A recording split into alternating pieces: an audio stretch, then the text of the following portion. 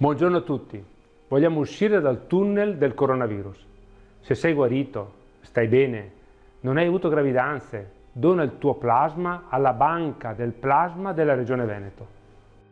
Raccolgo con piacere l'invito della direzione dell'ULSS 9 Scaligera e mi rivolgo a tutti i cittadini, in particolare ai veronesi, per dire: donate il sangue, che è un dono sempre molto prezioso, e in particolare a tutti coloro che sono guariti del coronavirus, perché il vostro sangue può salvare tante vite.